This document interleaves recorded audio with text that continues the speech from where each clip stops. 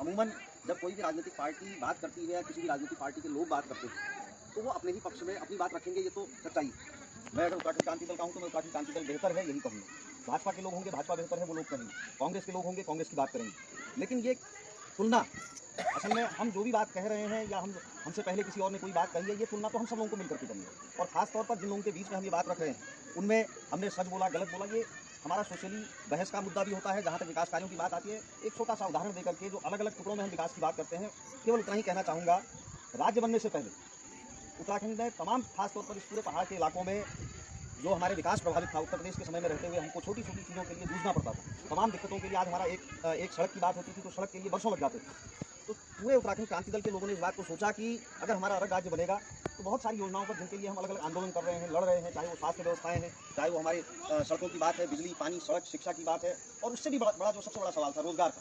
हमारा राज्य होगा उत्तर प्रदेश में रहते हुए इस पर्वतीय क्षेत्र की तरफ इतने बेहतर तरीके से उत्तर प्रदेश के लोगों का ध्यान नहीं जाता। उत्तर प्रदेश में बड़े बड़े इंडस्ट्रियल एरिया हैं, बड़े बड़े रोजगार के कल कारखाने हैं, बहुत बड़ा प्रदेश। लेकिन इस छोटे से प्रदेश के नौजवानों को तब भी महानगरों की तरफ जाना पड़ता। हम सब ने सोचा था हमारा राज्य बनेगा, हमारी जो सरकारें होंगी हमारे गांव के हिसाब से हमारे हिसाब से योजनाएं तय करेंगी, नीतियां तय करेंगी, हमारी खेती पर, हमारे फल पट्टी पर, हमारे जल जंगल जमीनों पर आधारित संसाधनों पर आधारित काम के नए रास्ते खुलेंगे और छोटे बड़े रोजगार करके हम अपने गाँव में खुशहाल जीवन बिताएंगे। ये सब सारी सोच थी। लेकिन इन 21 वर्षों में केवल अंतर यह आया, पार्टियां तब भी वही थी उत्तर प्रदेश के समय में, बल्कि आज तो बहुत छोटे कद के नेता हैं। उस दौर में तो पंडित गोविंद बल्लभ पंत जैसे नेता, नारायण दत्त तिवारी जी जैसे लोग और वो हेमवती नंदन बहुगुणा जैसे लोग इस प्रदेश से गए जिन्होंने न केवल उत्तर प्रदेश में राज किया बल्कि पूरे देश में उनका एक बड़ा नाम और बहुत बेहतर ढंग से राज किया। लेकिन बड़े लोगों से किसी इलाके का भला नहीं होता, उनके नाम से उनके किसी बड़े पद पर पहुंचने से किसी प्रदेश का नौजवानों का भला नहीं होता। भला होता है नीयत से। नीयत और नीति जो लोग बनाने पर विचार करेंगे तो आज हमको ये उदाहरण नहीं देने होते। आज एक हमारी बहन हमारी दीदी काम कर रही है स्वरोजगार पर, होना तो ये चाहिए था कि हर गांव में 10 ज्योति विश्व पैदा हो पाती, हर हाथ को काम मिल पाता। ये इस राज्य को बनाने का सपना था, ये उत्तराखंड क्रांति दल की सोच थी। ये अंतर है दोनों दलों में हमारा। जहां तक विकास कार्यों की बात है, सबने विस्तार से अपनी बात रखी है। आज सवाल इस बात का है, अभी हाल का उदाहरण आप सबके सामने, कोविड-19 का दौर आया। कोविड-19 में चाहे आपका भाई होगा, बेटा होगा, जितने भी लोग थे वो महानगरों में अभी तक राज्य बनने के बाद जब उनको दिखा एक प्रक्रिया सी चल रही थी, राज्य भी बन गया, सब लोग ठीक है हमारा राज्य बन गया, उत्तराखंड बन गया, लेकिन फिर भी वो सिलसिला जारी था महानगरों की तरफ जाने का। हमारे बच्चे ने हाई स्कूल किया, इंटर किया, किसी का दिल्ली कोई रिश्तेदार तो हमने उससे कहा इसको कहीं लगा दे यार, इसने इंटर पास कर रखा, थोड़ा कुछ होटल मैनेजमेंट कर दिया, उसने कहा होटल में लगा दो। तो ये सिलसिला लगातार चलता रहा। लेकिन जैसे ही कोविड-19 आया और जब वो 2 महीना 3 महीना अपने कमरों में बंद रहे, नौकरी खत्म हो गई, नौकरी चली गई, 2 महीना बंद रहने पर जेब में जो पैसा था वो भी खत्म हुआ, और तब जैसे ही लॉकडाउन खुला और वो छूट करके घर आया, उसको लगा कि वास्तव में मैं सही जगह पर आ गया हूँ, हमारे घर में कम से कम 2 वक्त का खाना उसको सही ढंग से मिलता है। ये एहसास उन सारे बच्चों को हुआ और उन बच्चों ने मिलकर के इस समय एक माहौल बनाया है कि जैसे देश के अन्य राज्यों में क्षेत्रीय दलों की सरकारें हैं, ऐसा ही उत्तराखंड में क्यों नहीं हो सकता। उन लोगों की सरकार क्यों नहीं हो सकती जो हमेशा हमारे लिए लड़ते हैं, हमारे लिए सोचते हैं, हमारी चीज़ों पर बात करते हैं। तो एक माहौल बन रहा और इसलिए आज बड़ी संख्या में खासतौर पर नौजवान उत्तराखंड क्रांति दल उसकी पहली प्राथमिकता है। हालांकि आज चुनाव हिसाब किताब सब लोगों को पता है, बहुत सारा पैसा। आज ही मैं देख रहा था, अभी मैं नैनीताल जा रहा हूँ, नैनीताल में नंदा देवी महोत्सव था, वहाँ राम सेवक सभा 120 साल से रामलीला का आयोजन करती है।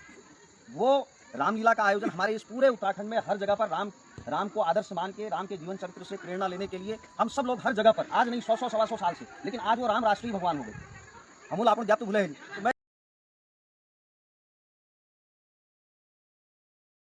कह रहा था, हम लोग रास्ते से आ रहे थे तो आज ही मतलब सरकारों की नीयत यह है कि 1 वर्ष की नौकरी में आयु सीमा में छूट दी है सरकार ने, और कम से कम 50 करोड़ के होर्डिंग लगाए।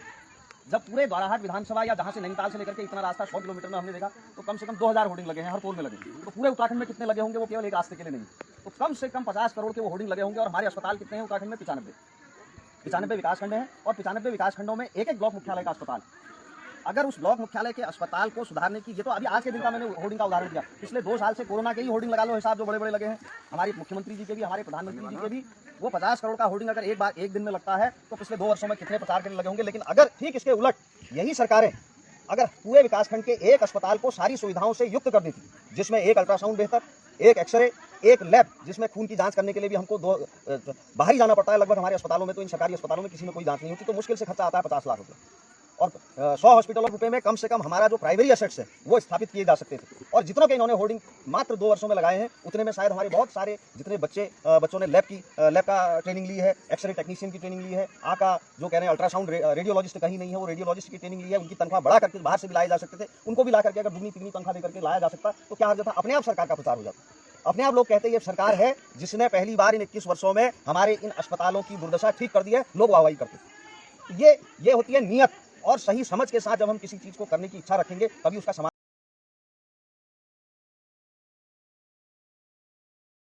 भी होगा। ठीक इसके उल्टा हुआ, 21 सालों में प्रचार प्रसार खूब हुआ है, लेकिन जो पहले से व्यवस्थाएं थी भी वो भी बर्बाद हो रही हैं। 3000 प्राइमरी स्कूल बंद हो गए हैं इन 21 सालों में। पहले के 5 साल में खूब बढ़ के खुलते रहे, अगले 5 सालों में घटते रहे, और आज हालत यह है 3000 primary school, 1500 junior high school, और अब हाई स्कूल और इंटर कॉलेज का number 1200 inter college high school प्रस्तावित हैं जो बंद होने हैं उत्तराखंड। और उसके बाद जिन स्वास्थ्य सुविधाओं को सुधारने की बात हम कर रहे हैं, पिछले दिनों सरकार का बयान है कि 30% एएनएम सेंटर बंद किए जाएंगे। केवल एक एएनएम के भरोसे हमारी ग्रामीण व्यवस्था चल रही थी, एएनएम और आशा के सहारे, वो भी आंदोलन में है, और उसमें से भी 30% बंद होंगे। तो ये सरकार की स्थितियां पिछले 60 वर्षों से 70 वर्षों से वो पन्नगर विश्वविद्यालय उत्तराखंड का हिस्सा है। वो उत्तराखंड के बच्चों का आरक्षण वहाँ 85% आरक्षण है उत्तराखंड के बच्चों को, क्योंकि वो हमारा विश्वविद्यालय है। और जिस दिन, अभी आप सब लोग सुनते भी होंगे कि अड़ोस पड़ोस अगल बगल हमारा अपना कोई ना कोई उस पन्नगर विश्वविद्यालय में निकलता है, चाहे वो हॉर्टिकल्चर में निकले, चाहे वो वेटनरी साइंस में निकले, चाहे वो एग्रीकल्चर में निकले, और सीधे अच्छा रोजगार, अच्छी नौकरी उनको मिलती है। लेकिन जैसे ही वो सेंट्रल यूनिवर्सिटी बनती है, हमारा कोटा खत्म, वो ऑल इंडिया लेवल का टेस्ट होगा, वर्ल्ड वाइड टेस्ट होगा। अब फिर हम हिसाब लगा सकते हैं कि आज हमारा 85% आरक्षण होने की वजह से 85% बच्चे हमारे निकलते हैं, उत्तराखंड के निकलते हैं, पहाड़ के निकलते हैं। लेकिन जब वो केंद्रीय विश्वविद्यालय हो जाएगा तो फिर क्या हालत हमारी होगी? क्या हमारे बच्चों का शिक्षा का स्तर दिल्ली, मुंबई, तमाम अन्य राज्यों के बच्चों की तरह है? तो ये सबसे बड़ी दिक्कत है। और कारण क्या है? जब हमने इसमें बीच में ऑब्जेक्शन किए, ज्ञापन दिए, तो सरकार का जवाब आता है सरकार की ओर से कि पन्नगर विश्वविद्यालय को प्रतिवर्ष 1000 करोड़ रुपए खर्च किए जाने की जरूरत है। वहां हमारी सरकार 200 करोड़ रुपए से ज्यादा नहीं दे पा रही है। ये 21 वर्षों में हमने कमाया, इसलिए आज स्थितियां बिगड़ रही। इसलिए हम सब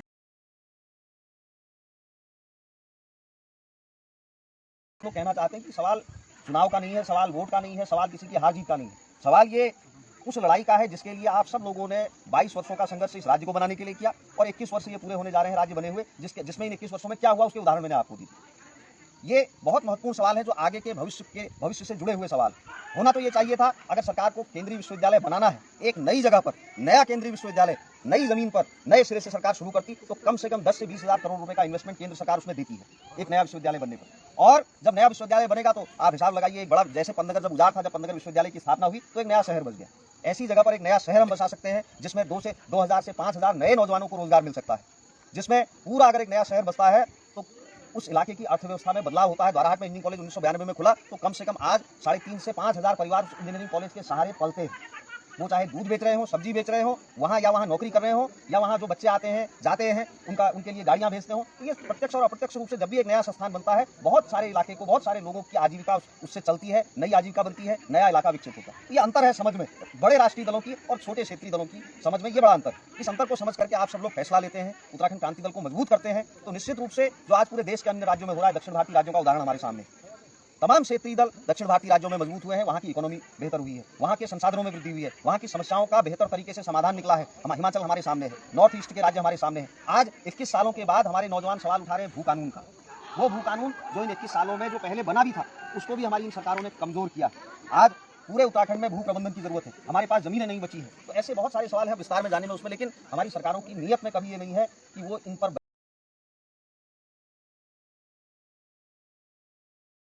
बहस करें, इन पर बात करें। सरकार बनती है, सरकार में लोग अपना जोड़ तोड़ लगाते हैं, कैसे ही मंत्री बने, कैसे ही मुख्यमंत्री बने, और उसी का परिणाम है इस राज्य ने 12-20 वर्षों में 12 मुख्यमंत्री हमने देखे। केवल उनकी सोच वहां तक है, और फिर जैसे ही सरकार बनती है वो हिसाब किताब लगाने लग जाती है कि अगला चुनाव कैसे जीता जाए, और उसका परिणाम यही होता है। ये 5 साल हमारे होर्डिंग चिपकते रहते हैं, हम खुश होते रहते हैं कि अब इन्होंने नौकरियां निकाल दी, इन्होंने भर्तियां निकाल दी हैं, और आज वो 1 साल की उम्र घटाई है। मुझे हंसी आ रही थी, उसमें मुख्यमंत्री की ओर से लगे हैं वो होर्डिंग। मत दो हमको 1 वर्ष की छूट, लेकिन जो समय पर आप विज्ञप्तियां निकालते हो, जितने रिक्त पद हैं, कोई बात नहीं, मेरी उम्र निकल गई, मेरी नौकरी नहीं लगेगी, मेरे छोटे भाई की लग जाएगी, लेकिन आप उसको समय पर, जब आपने फॉर्म भरवा दिए, जब आपने विज्ञप्ति निकाल दी, उसके बाद वो टेस्ट तो करवा दीजिए। पिछले वर्षों में आप खुद ही हिसाब लगाइए, बहुत सारे बच्चों ने भरे होंगे टेस्ट, कितनों में परीक्षाएं हुई, कितनों के रिजल्ट आए, वो सब आपके सामने, और किसी में आए भी तो आप ही लोग यहाँ पर सुनते भी होंगे कि फला वाली नौकरी में निकालने के लिए 5 लाख चल गया, 10 लाख चल गया। वो शुरू से हो रहा है, पहले साल से। पटवारी भर्ती घोटाला, दरोगा भर्ती घोटाला, लेखाकार भर्ती घोटाला, उसके बाद ये वीडियो भर्ती घोटाला, फिर एलटी के शिक्षकों का भर्ती घोटाला। ये सब जो हमारे नौजवान हैं वो सब बेहतर तरीके से समझते हैं, और ये कारण यही कि सरकारों में कभी गंभीरता से इस प्रदेश के, हमारे इन इलाकों के विकास के लिए कोई कार्य योजना बनाने पर बात नहीं की है। यहीं पर आज वो बच्चे खेल रहे हैं। अभी चितैली गाड़, और ये चितैली के हमारे बच्चों ने देहरादून में ये स्टेट एथलीट में भाग लिया था, और गोल्ड भी लाए हैं, कांस्य भी लाए हैं, हर पदक लाए हैं, जैसी उनकी जो क्षमता है। लेकिन उन्होंने पहली बार टर्फ देखी। हमारे पास आज वो खेल नीति नहीं होने की वजह से हम इतने बड़े ऐसे बेहतर जगहों को सही तरीके से डेवलप नहीं कर पाते। जबकि एक पूरे विकासखंड में एक ग्राउंड बेहतर बन जाए, उसमें साधन जुड़ जाए, तमाम अन्य चीज दौड़ने के अलावा हमारे बच्चों के पास और कोई साधन नहीं। क्यों नहीं हमारे ओपन एयर जिम बन सकते हैं? हर ऐसे पूरे विकासखंड के 10 किलोमीटर के दायरे में, 5 किलोमीटर के दायरे में एक ओपन एयर जिम क्यों नहीं बनाया जा सकता? जो बच्चा एथलीट बनना चाहता है वो एथलीट बनेगा, जो बच्चा अन्य खेलों में जाना चाहता है वो अन्य खेलों में जा सकता है। जरूरत होती है साधनों की, लेकिन इन 21 वर्षों में हमारे पास खेल नीति नहीं है। और अगर कोई खेल से संबंधित कोई बड़े कार्य हुए भी हैं तो वो केवल देहरादून तक सीमित है। जैसे पूरा राज्य देहरादून हो, सारे कॉलेज खुले, मेडिकल कॉलेज खुले देहरादून, इंजीनियरिंग कॉलेज खुले देहरादून, लॉ कॉलेज खुले देहरादून, बीएड कॉलेज खुले देहरादून। अगर सरकारों की नीयत होती तो जितने कॉलेज वहाँ खुले, अगर वो सारे चाहे वो निजी हो चाहे सरकारी हो, अगर सरकार एक नियम बना देती इन विकासखंडों में आपको कॉलेज खोलने हैं तो हर विकासखंड के हिस्से में 4 कॉलेज आते हैं। आज जितने इन 21 वर्षों में केवल देहरादून में खुले, ये अंतर है समझ में। तो इसलिए हम सब लोग ये बातचीत करने के लिए भी आए हैं कि आप सब लोगों ने इससे पहले भी बाकी ग्राम सभा से हमेशा वैसे सहयोग मिला, लेकिन तमाम सारी दिक्कतों के चलते, कुछ हमारी गलतियों के चलते हो सकता है उतना बेहतर तरीके से संपर्क नहीं बन पा रहा हो। आज काफ़ी नौजवान आप सब लोग जुड़े हैं, तो इसको नए सिरे से हम आगे बढ़ाते हैं। सरकार बने या न बने, चुनाव में हार हो जीत हो वो अलग बात है, लेकिन हम अपनी लड़ाई के लिए लोग अगर मजबूती से कहीं पर खड़े होते हैं, लड़ाई मजबूत हो जाती है। दो ही चीज़ों से बदलाव हम ला सकते हैं, या तो फिर सरकार बनाया जाए, अपना प्रतिनिधि जिताया जाए जो हमारी समस्याओं पर ध्यान देता है, और या फिर हम कोई आंदोलन करें अस्पताल के लिए, इन सड़कों के लिए, इन पानी की योजनाओं के लिए, हमारे स्कूलों के लिए, हमारे ये खेल नीति बनाने के लिए, हमारे भू कानून को लेकर, और उसके लिए भी लोगों के सहयोग की जरूरत है। या तो सारे लोग फिर से राज्य आंदोलन की तरह सड़कों पर उतरें, इस प्रदेश के भले की बात करने के लिए संघर्ष की शुरुआत करें, और या फिर जो इन 21 वर्षों में होता रहा है बारी बारी से, इसको पूरे तरीके से बदल दिया जाए तो निश्चित है बदलाव होगा। युवा कहेगा, नौजवान कहेगा कि 21 वर्षों में बहुत आपने हमको ठग दिया, या तो हमको काम दो, नहीं तो अपना रास्ता नाप लो। तो जब तक ये फैसले हमको लेने पड़ेंगे, छोटे छोटे लालच हमको छोड़ने पड़ेंगे। यही कहने के लिए भी, आपकी बात सुनने के लिए भी हम सब लोगों ने इस दौर में, इस दौरान पूरे पिछले 1-1.5 वर्षों से प्रत्येक ग्राम सभा में अपनी बातचीत रखी है, और पूरा माताओं बहनों का और जो तमाम सारी चीज़ें हैं नौजवानों ने बढ़ चढ़ करके उसमें भागीदारी की है। बाकी निर्णय आता है, निर्णय आपने लेना। अगर कहीं पर कोई बात हमने गलत कही है उसको आप हमारे सामने भी कह सकते हैं। कोई हमको जरूरत नहीं है किसी के खिलाफ प्रचार करने की। ये तो 21 वर्षों का खुला चिट्ठा है आपके सामने। ये ग्राउंड वैसा ही था 21 साल पहले भी, आज भी वैसा ही। ये स्कूल तब भी वैसा ही था, आज भी वैसा ही है, बल्कि तभी मैं शकर 19 हुई। आज वो 19 हलने में मुश्किल से 20 या 30 बच्चे होंगे। ये जो 3000 स्कूल सरकार की नीतियों के कारण बंद हुए हैं, ये फैसले इन 21 वर्षों में रहे हैं। इसलिए सारे लोग मिल करके एक बार बदलाव की बात हम कर रहे हैं। आनंद केरोला जी हमारे पूरे जोर शोर से नारा लगा रहे हैं, और ये नारा पूरे पहाड़ में जाएगा। बोल पहाड़ी हल्ला बोल, हल्ला बोल, हल्ला बोल। ये हमारा नारा पहले भी था, आज भी है, और जब तक बदलाव नहीं होता हम इस नारे के साथ इस पूरे उत्तराखंड के इन गाँव की तस्वीर को बदलने के लिए हम लोगों का संकल्प है। अब आप सब लोग कितनी ऊर्जा के साथ, कितनी ताकत हमको देते हैं, ये आप पर निर्भर करता है। इन्हीं शब्दों के साथ धन्यवाद। जय हिंद, जय उत्तराखंड।